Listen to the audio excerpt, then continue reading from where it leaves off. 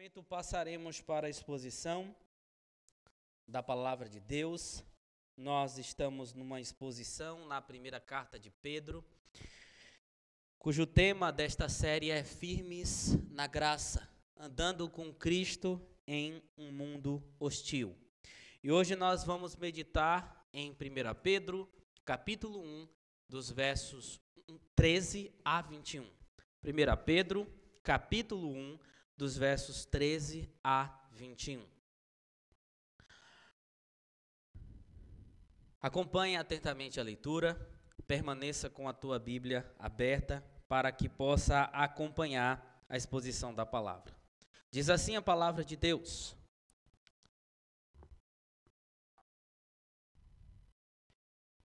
Por isso, cingindo o vosso entendimento, sede sóbrio e esperai inteiramente na graça que vos está sendo trazida na revelação de Jesus Cristo.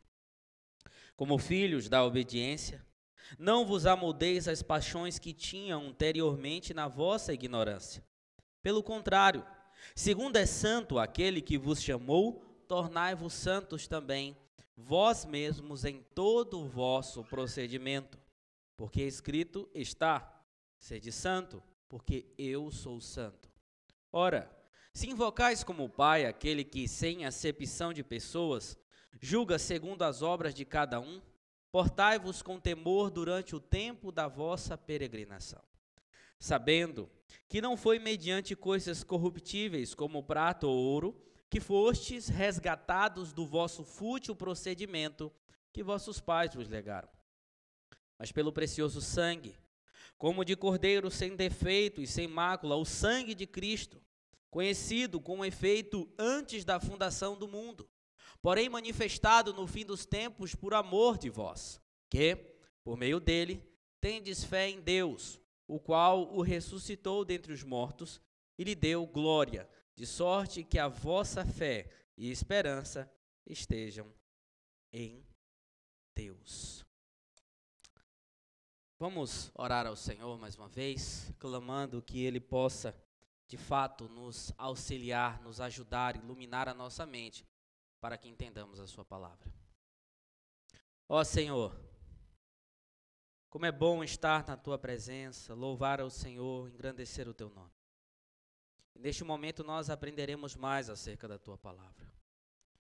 Ó Deus, nos ensina, pelo Teu Espírito, pela Tua misericórdia, mais acerca de Ti. Mostra-nos, ó Deus, como nós devemos nos portar neste mundo, enquanto peregrinos, enquanto aguardamos pela redenção e a consumação de todas as coisas em Cristo Jesus. Para que esta igreja, Senhor, aprenda cada dia mais a viver de acordo com a Tua vontade, refletindo, Deus, o chamado que teve pela graça, pela misericórdia, em Cristo Jesus, nosso Salvador. É em nome dele que nós oramos. Amém. Queridos, como você se porta quando espera por algo, alguém ou alguma coisa? É verdade que sempre que nós estamos à espera de algo, tendemos a ter reações e atitudes que refletem essa nossa espera. Quem está para se casar, por exemplo, sempre está ali um pouco ansioso, sempre está correndo atrás das coisas do casamento, sempre está mostrando e evidenciando os sonhos que tem. Aqueles, por exemplo, que estão esperando por emprego, uns acabam de maneira passiva, apenas aguardando que a oportunidade bata a porta, e outros estão agindo, correndo atrás para que isso aconteça. Resumindo, quando nós esperamos por algo tão desejado, tendemos a ter comportamentos peculiares que refletem essa nossa espera. Aqui na carta de Pedro, ele vai falar que nós devemos viver olhando para a viva esperança em Cristo Jesus, que consumará todas as coisas, que será exaltado entre as nações, todos se dobrarão diante dele, onde também teremos a nossa santidade completa, de forma plena. Mas a grande questão é, como nós estamos vivendo? Como nós estamos nos comportando em meio a essa esperança que temos na consumação de todas as coisas em Cristo Jesus. E é justamente isso que Pedro vai nos ensinar aqui nos versos que nós acabamos de ler. Como nós devemos nos portar enquanto vivemos em meio à esperança da redenção. Ele vai nos dar diretrizes, vai nos dar certezas de como os cristãos devem viver no estado em que se encontram nessa esperança. Nas semanas anteriores, quando nós começamos e demos continuidade à exposição na carta de Pedro, nós vimos dos versos 1 a 2 que Pedro, ele fala dessa nova identidade que os cristãos tinham e têm em Cristo Jesus, como forasteiros neste mundo, como eleitos de Deus, que são preparados para a viva esperança. Também dos versos 3 a 9, Pedro vai falar da regeneração recebida em Cristo Jesus para a vida dos crentes e sobre a herança que nos aguarda, a herança inacessível, incorruptível que Deus nos dá. E na semana passada nós vimos que essas verdades já haviam sido profetizadas desde o Antigo Testamento pelos profetas. Pedro vai dizer aí dos versos 10 a 12 que era a respeito dessa salvação que os profetas indagaram e inquiriram. Profetizaram acerca da graça que estava destinada aos cristãos em Cristo Jesus. Agora, dos versos 13 a 21, Pedro nos mostrará como viver corretamente, de acordo com a nova vida que temos em Cristo Jesus, enquanto aguardamos com a esperança da redenção. Veja, portar-se corretamente, viver corretamente em meio à esperança da redenção é a ideia-chave desse texto. E como nós sabemos isso? Porque esperança começa e termina essa sessão. Veja que no verso 13, Pedro diz, esperai inteiramente na graça. A ideia aqui é de ter esperança. E também o texto termina dessa forma no verso 21, dizendo que a nossa esperança deve estar em Deus. Inclusive, a ideia aqui, as palavras são termos cognatos, ou seja, são a mesma raiz verbal. É a ideia de uma esperança ativa que reflete o nosso caráter, a nossa nova vida em Cristo Jesus. Sendo assim, irmãos, com os propósitos de Pedro ao escrever esse texto, que nós meditaremos então no seguinte tema nesta noite: vivendo corretamente em meio à esperança da redenção. Vivendo corretamente em meio à esperança da redenção. E a primeira coisa que Pedro nos ensina aqui é que enquanto vivemos nessa esperança da redenção, devemos ter uma mente preparada para a santidade. Devemos ter uma mente preparada para a santidade. O verso de número 13 é iniciado com uma conjunção lógica inferencial. Isso significa que o apóstolo Pedro usa como base tudo o que ele disse antes, para agora dar comandos e instruções específicas. Veja aí, por isso, mostrando como as verdades ditas anteriormente se aplicam à vida dos seus leitores. Outra forma de colocar e dizer isso é que os indicativos, ou seja, o que Deus fez por nós em Cristo Jesus, que foi dito antes, é sempre base dos imperativos, ou seja, como nós devemos viver a nossa vida. Pedro diz, por isso, cingindo o vosso entendimento, sede sóbrios e esperai inteiramente na graça que vos está sendo trazida na revelação de Cristo Jesus. Veja que ele usa a expressão cingindo o vosso entendimento, ou conforme está no texto grego, cingindo os lombos do vosso entendimento. E o que isso significa? A ideia aqui é utilizada para referir-se ao ato de enrolar ou amarrar numa cinta uma roupa longa, para dar mais liberdade de movimento às pernas. É como alguém que se prepara para um esforço intencional para desobstruir aquilo que lhe atrapalha. Nos tempos antigos, as pessoas, os soldados, eles usavam roupas longas.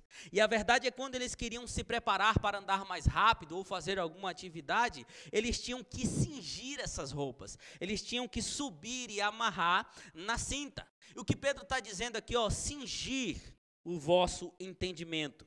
Sendo assim, o que é que ele está nos ensinando? À luz do contexto, seguir ou cingir o entendimento é estar com a mente pronta para responder unicamente aos comandos de Deus. É possível que Pedro esteja fazendo uma alusão a Êxodo 12:11, quando o Senhor instrui os hebreus a se prepararem para a saída do Egito. Lembra lá? Fazendo a última refeição com sandália nos pés e os lombos cingidos. Ou seja, eles estavam preparados, alinhados para uma nova vida, para uma vida de liberdade. Porém, o que chamou minha atenção aqui, irmãos, nesse texto, é que a raiz do verbo grego, cingir, é a mesma encontrada em João 21:18. Quando Jesus, após a sua ressurreição, aparece aos seus discípulos, ele questiona Pedro por 3 vezes. Pedro, tu me amas? Lembre-se que Pedro traiu Jesus por 3 vezes. E por 3 vezes Pedro é questionado por Cristo. Você me ama, Pedro? E logo em seguida Jesus diz as seguintes palavras: em verdade te digo. Quando eras mais moço, tu cingias a ti mesmo e andava por onde querias. Quando, porém, fores velho, estenderás as mãos e outros te cingirá e te levará para onde não queres. E aí João acrescenta um comentário. Disse isto para significar com que gênero de morte Pedro havia de glorificar a Deus. Não podemos afirmar que há uma ligação clara entre os textos, ou que Pedro faz uma referência clara a este momento que ele esteve com Cristo. Mas, utilizando como exemplo ou analogia esse texto aqui, podemos afirmar que na nossa vida cristã, deixamos de estar preparados para conduzir a nossa vida e passamos a estar preparados para sermos conduzidos por aquilo que glorifica a Deus. Além disso, Pedro também diz que os cristãos deveriam ter uma mente sóbria, sede sóbrios, ou seja, os cristãos não podem mais se embriagar com as antigas paixões do coração. Eu nunca estive embriagado, mas o que a gente sabe é que uma pessoa que está embriagada, ela é uma pessoa que perde os sentidos, ela é dominada pelo álcool, e é inclusive essa ideia que o texto grego traz. Ela não tem um comando fixo e claro sobre as suas ações, e Pedro está usando essa ideia para dizer que nós não podemos viver dessa forma, mas sóbrios. Não podemos nos apegar a diversões passageiras ou sonhos materialistas dessa terra, mas ter autocontrole, continência, moderação, que evita a antiga natureza pecaminosa que nós tínhamos. Ter uma mente livre de precipitações confusas. E é com essa disposição mental que os cristãos deveriam e devem viver na esperança da graça de Cristo Jesus. Veja aí o imperativo: esperai inteiramente na graça. A ideia de esperai aqui, meus irmãos, é de ter esperança. Mas temos também um imperativo: esperar inteiramente na graça que está sendo trazida em Cristo Jesus. Esperança essa que olha para a vinda gloriosa e graciosa de Cristo Jesus. Uma esperança ativa e não passiva. Em outras palavras, Pedro instrui seus leitores a serem capazes de pensar e agir com base na nova natureza em Cristo Jesus. Olhando sim para o futuro, mesmo que significasse contra a sociedade hostil que viviam. Lembre-se que Pedro escreve a cristãos que estavam espalhados em uma sociedade idólatra, que os hostilizava, que os perseguia. Mas Pedro está dizendo: olha, vocês têm que agir de acordo com essa esperança, porque todas as ações e decisões dos crentes no tempo presente devem ser governadas por essa esperança futura. A esperança que temos em Cristo Jesus. Portanto, queridos, precisamos concentrar os nossos pensamentos neste alvo de vida, em Cristo, na consumação de todas as coisas. Conforme disse Tim Keller, em Cristo, as coisas escravizadoras que regravam a nossa vida perdem o seu poder escravizador sobre nós. Isso quando nós temos essa nova vida em Cristo, como nós estamos nessa perspectiva em Cristo Jesus. Estamos vivendo num período da história, queridos, infelizmente, que a igreja pode ser classificada como irracional.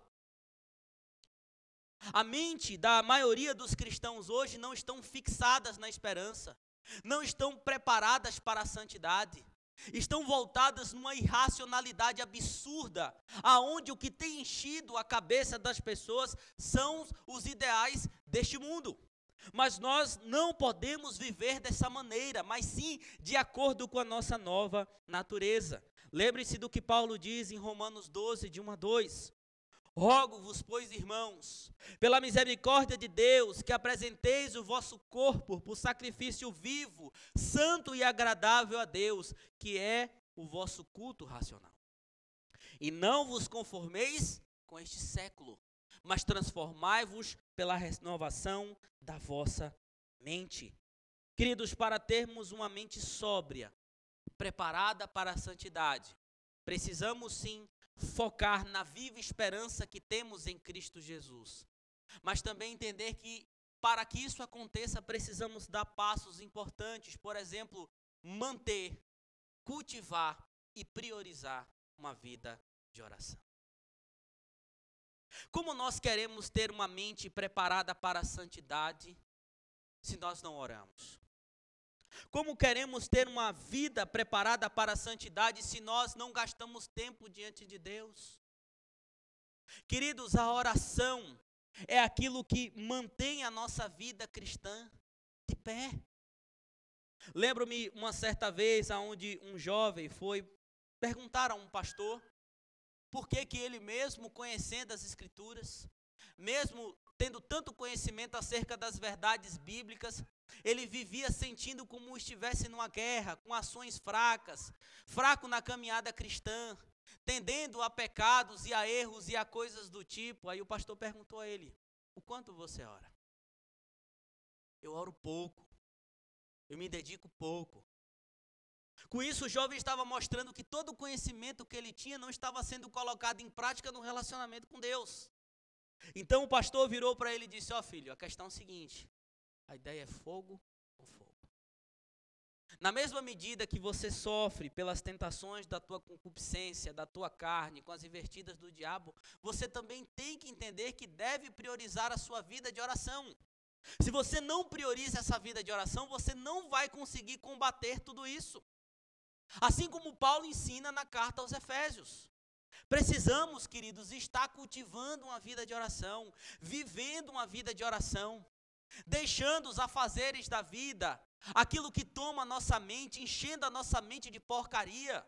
Muitas vezes a gente passa a semana toda enchendo a mente de porcaria. Porcaria no celular, porcaria na televisão. Mas a gente não tem coragem de tirar um tempo no dia para falar com Deus. 20 minutos, meia hora, o que é isso? Às vezes a gente passa lá 20 minutos, meia hora olhando nada, olhando para o nada.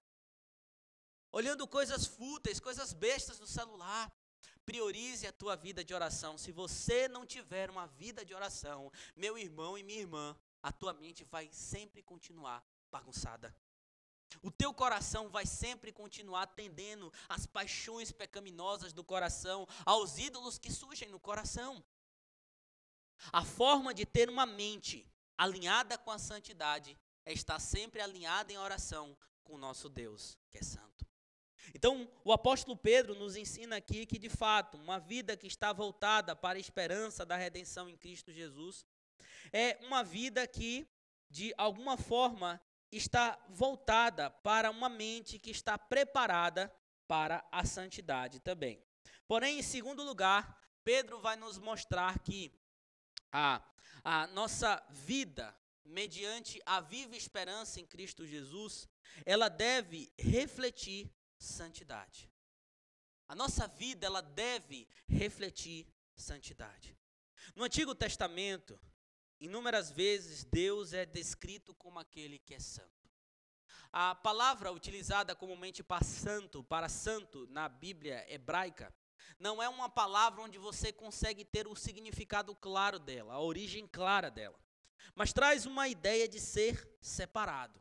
E Deus é descrito como aquele que é santo. Isso significa que ele é distinto e elevado com relação às suas criaturas.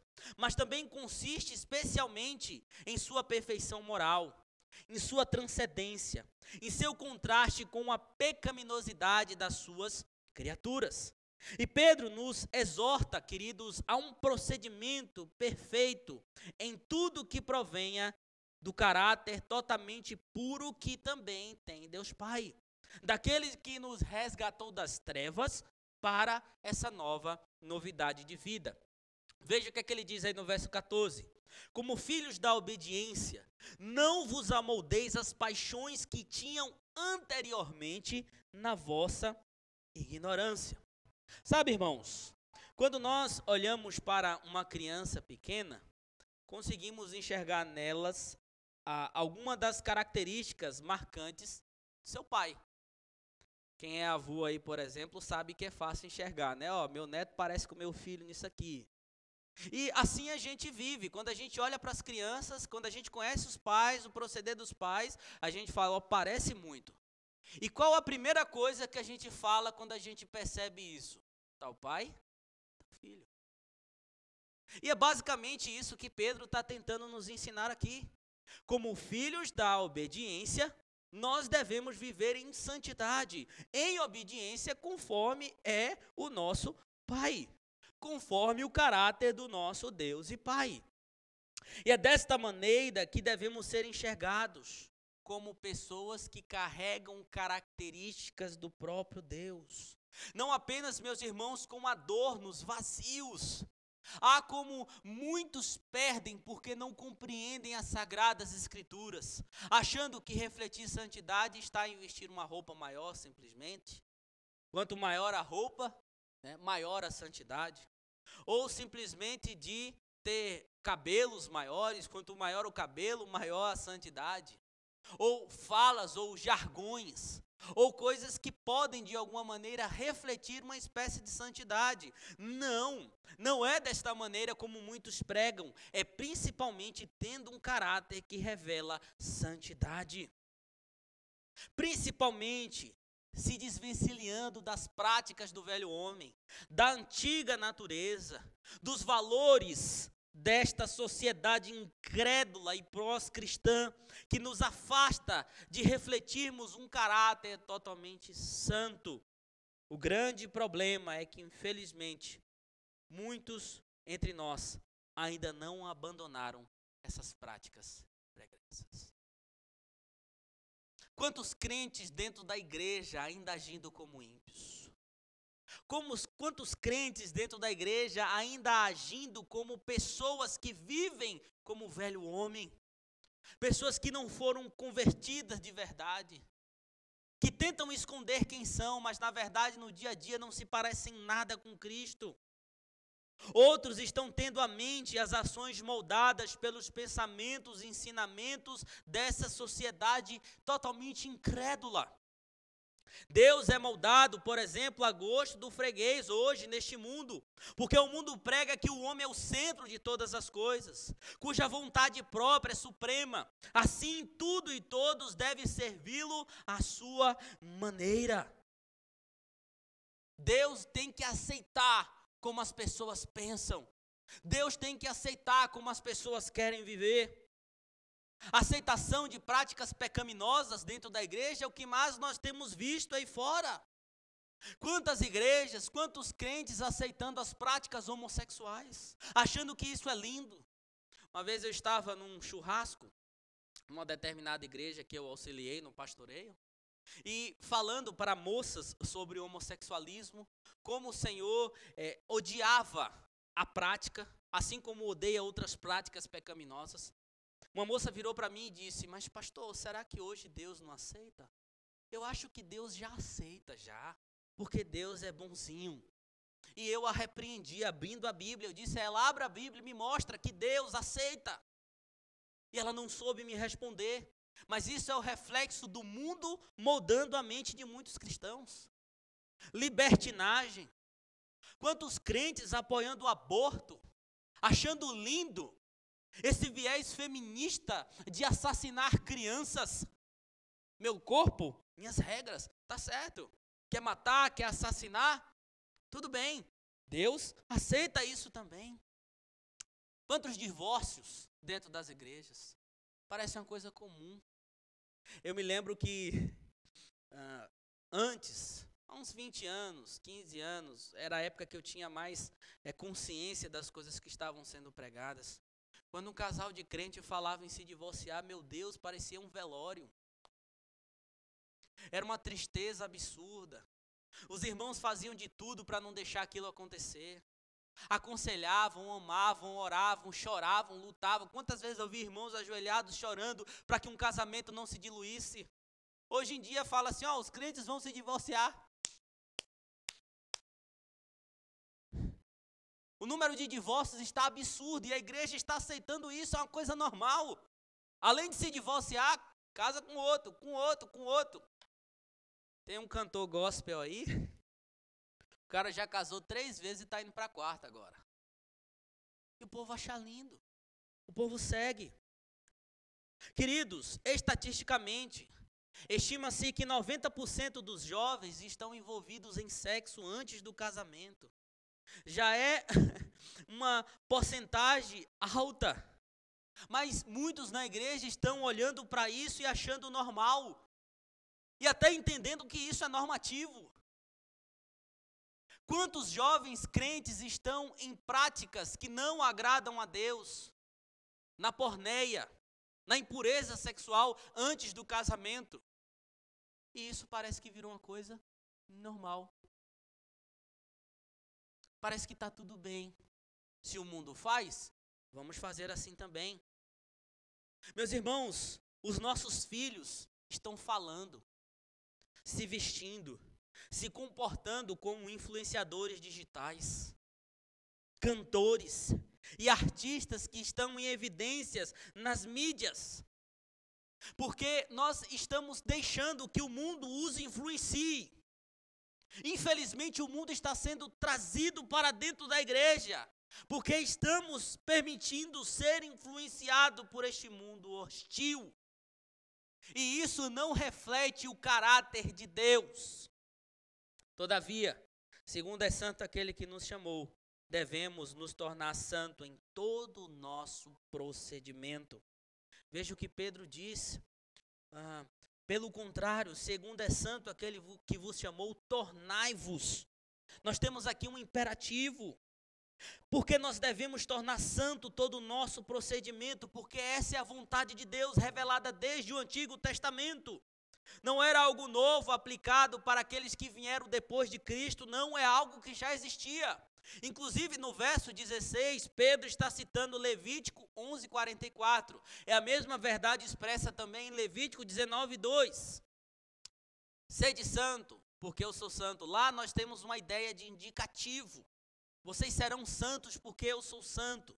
O Senhor que santifica o seu povo. Mas agora Pedro está utilizando essas palavras como uma espécie de imperativo, de exortação. E é interessante que no versos 10, Pedro diz que os profetas falaram e profetizaram acerca dessa salvação dos santos em Cristo Jesus. Agora no verso 16, com essa citação, ele trata de algo fundamental para que aqueles que serão salvos possam ter em mente, aqueles que são salvos possam ter em mente, devem ser santos.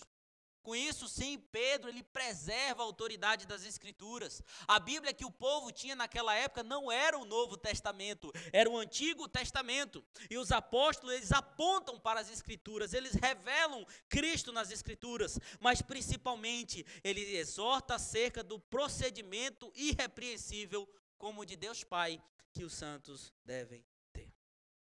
Porém, quando analisamos o proceder da nossa vida, da vida de muitos cristãos, parece que refletir o caráter de Deus é algo impossível.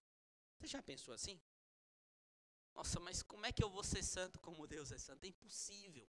Como é que eu vou refletir o caráter de Cristo Jesus, que é quem revela o Pai de maneira perfeita?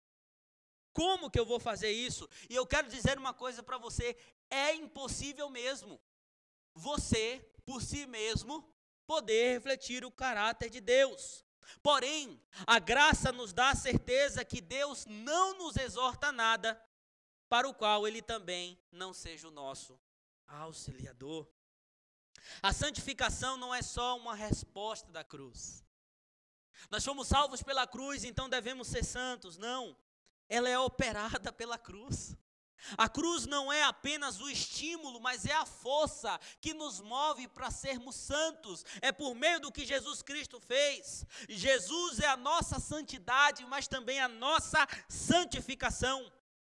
Essa santificação alcançada por Cristo para a sua igreja não permanece alheia a nós, como se nós pudéssemos conquistá-la, mas é compartilhada conosco pelaquele que é santo. É por causa dele que somos conduzidos à obediência à lei de Deus, tendo como luz para os nossos pés, como guia para os nossos caminhos. Nós somos santos porque primeiramente ele é santo e sem ele nada nós podemos fazer. Lembra das palavras dele em João 15:5? Eu sou a videira, vós os ramos. Quem permanece em mim e eu nele, esse dá muito fruto, porque sem mim nada podeis fazer. Jesus não está dizendo vocês são videiras individuais, não. Eu sou a videira verdadeira. Vocês são os ramos. Vocês permanecendo em mim, nas minhas raízes, vocês vão sim frutificar. Mas, meus irmãos, essas verdades não nos eximem de responsabilidade, mas coloca grande responsabilidade sobre os cristãos. Porque mesmo que a santificação seja uma obra de iniciativa da divindade que nos separou em Cristo, devemos buscar ser ativos nessa santidade no poder de Deus. A Bíblia diz no Novo Testamento que somos exortados a sermos perfeitos como o Pai, a termos obras que glorifiquem o Pai, porque sem santidade ninguém pode ver a Deus. E essa santidade nós devemos buscá-la, mas confiados no poder e na obra da cruz. Queridos, devemos praticar a ética de Deus em vez da ética deste mundo. Devemos ter uma nova mente, um novo coração, uma nova vida de fato, não apenas teoricamente, mas na prática. Por meio da palavra de Deus, nós podemos ser sim santificados e não podemos tirar isso da nossa mente. Não há como ter santificação a parte da palavra de Deus, de uma vida na palavra de Deus. Lembre-se da oração sacerdotal de Jesus em João 17. Santifica-os na verdade, a tua palavra é a verdade. A palavra revela a mente de Deus, de modo que devemos aprendê-la. Revela o coração de Deus, de modo que devemos amá-la. Revela a vontade de Deus, de modo que devemos obedecê-la. O ser como um todo, a mente, o coração, tudo precisa ser controlado pela palavra de Deus. Sem viver na palavra de Deus não há como sermos santos. Mas precisamos, porque enquanto vivemos neste mundo, aguardando na esperança da redenção, nós devemos refletir uma vida de santidade, porque o nosso Pai é santo. Tal Pai, tais filhos. Mas Pedro prossegue, encaminhando-se para o final desta sessão, e nos diz que devemos viver na esperança da redenção, reverenciando a um Deus que é santo. Em reverência a um Deus que é santo. O apóstolo Pedro passa de santidade dos salvos para a reverência que eles devem prestar a Deus, segundo a marca dos que receberam a salvação. Nós somos filhos da obediência, porém isso não nos dá imunidade para vivermos desatentamente com relação ao nosso Deus. No verso 17, ele diz: ora, se invocais como Pai, se de fato vocês invocam como filho esses que vocês chamam de Pai, se vocês de fato são filhos dele, que sem acepção de pessoas julga segundo as obras de cada um, portai-vos com temor durante toda vossa peregrinação. Nós temos aqui mais um imperativo: portai-vos. É a ideia de voltar-se. É uma ordenança clara, com temor. E essa ideia de temor aqui, meus irmãos, não é o temor de Deus lançar os seus no inferno. Misericórdia, eu desobedeci, eu vou ser lançado no inferno. Inclusive, eu, na minha infância, fui ensinado desse jeito. Vê como a má teologia estraga a cabeça da gente, né? Eu era ensinado assim, ó, se você está agindo corretamente, obedecendo os seus pais, caminhando direitinho, você está no céu. Mas se você desobedecer, mentir para a mãe, mentir para o pai, errar, você vai para o inferno. Eu ficava naquele medo absurdo. Quantos de nós não vivemos assim também, sem um conhecimento adequado das Escrituras? Não, se a gente não obedecer, misericórdia, Deus vai nos lançar no inferno. Porém, não é isso que o texto está dizendo. Porque a ideia aqui é de esperança, é de redenção. Então não é o medo de Deus nos lançar no inferno, ou simplesmente de recebermos de Deus aquilo que é devido quando nós falhamos. Lembra quando nós também éramos crianças? Quando a gente errava, já sabia, veja, misericórdia, agora vou tomar um couro, porque eu desobedeci, então eu vou apanhar e não tem para onde correr. Certo que Deus disciplina a nossa vida de fato, quando nós erramos e pecamos. Davi é um exemplo disso. Mas não é essa ideia que o texto está trazendo. O que Pedro está dizendo é acerca de um temor reverente, de profundo respeito e de intencionalidade em obedecer a esse Deus que é santo. De pessoas que temem a Deus por causa da sua retidão, por causa de quem Ele é, por causa da sua santidade, da sua grandeza, do seu poder, pelo que Ele fez por nós. Trata-se do medo de ofender, decepcionar ou representar indevidamente. Tendo em mente, meus queridos, também o grande investimento que Ele fez por nós, que é descrito a partir do versículo 18. Sabendo que não foi mediante a coisas corruptíveis como prata ou ouro, que fostes resgatados do vosso fútil procedimento. Sabendo, é a ideia de ter consciência. Devemos temer a Deus tendo essa consciência, que não foi por meio de coisas corruptíveis que os cristãos foram resgatados, coisas como prata ou ouro, do fruto do fútil procedimento legado pelos antepassados. Pedro provavelmente está falando de práticas pagãs, de idolatrias e de todo o sistema cultural não fundado na realidade de Cristo Jesus, que todos nós herdamos quando nós nascemos, independente de onde nós somos. E é isso que Pedro está fazendo. Não foi segundo coisas que existem nesse mundo que fomos resgatados das mazelas deste mundo, mas pelo precioso sangue de Cristo Jesus, nosso Salvador. Veja, meus queridos, que Pedro usa a ideia aqui que nós fomos resgatados.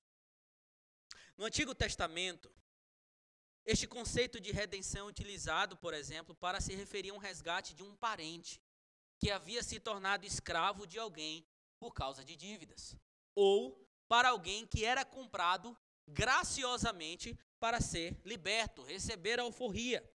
Mas nesses casos, o principal não era a mera liberdade que era alcançada, mas o preço que o libertador pagava para que houvesse esse resgate. No caso, nas palavras de Pedro, os crentes receberam o preço do resgate no precioso sangue de Cristo Jesus. Os crentes foram resgatados pelo precioso sangue de Cristo Jesus. E esse é o valor máximo, porque não existe nada mais precioso do que o sangue de Cristo, o Cordeiro de Deus, puro, sem mácula, sem pecado, precioso Deus, homem. Irmãos, nós éramos escravos do pecado, mas Cristo se apresenta como libertador e ao mesmo tempo como o preço desse resgate.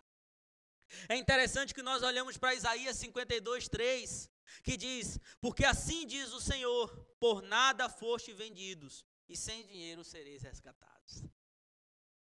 Isaías está falando aos irmãos que estariam no exílio babilônico. Ele diz: por nada vocês foram vendidos, mas vocês serão resgatados. Não com dinheiro, não com coisas deste mundo. Aqui nós temos essa profecia de maneira plena sendo cumprida em Cristo.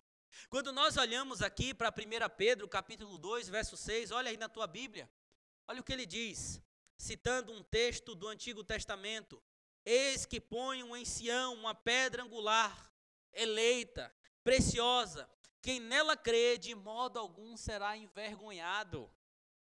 Cristo é essa pedra preciosa, é esse valor perfeito que nos resgatou.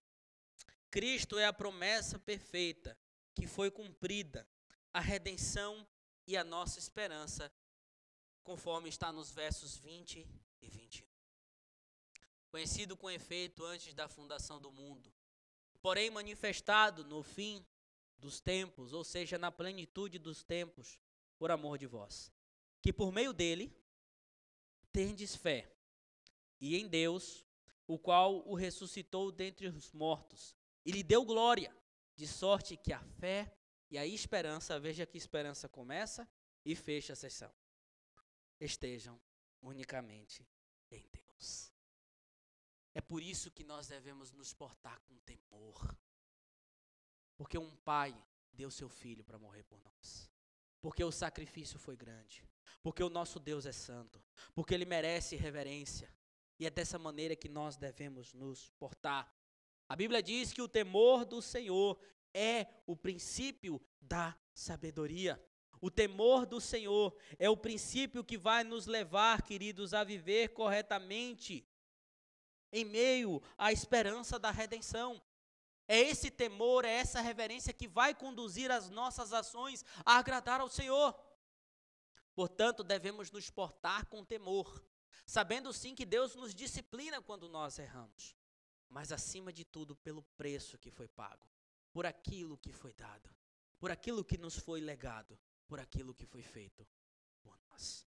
Já estou encerrando esta mensagem, mas lembre-se que eu falei com os irmãos que é característico que quando nós esperamos por algo, nós tendemos a ter comportamentos que se adequam à nossa esperança. E que a Bíblia fala que, sendo cristãos hoje, nós vivemos na esperança da redenção de todas as coisas em Cristo Jesus.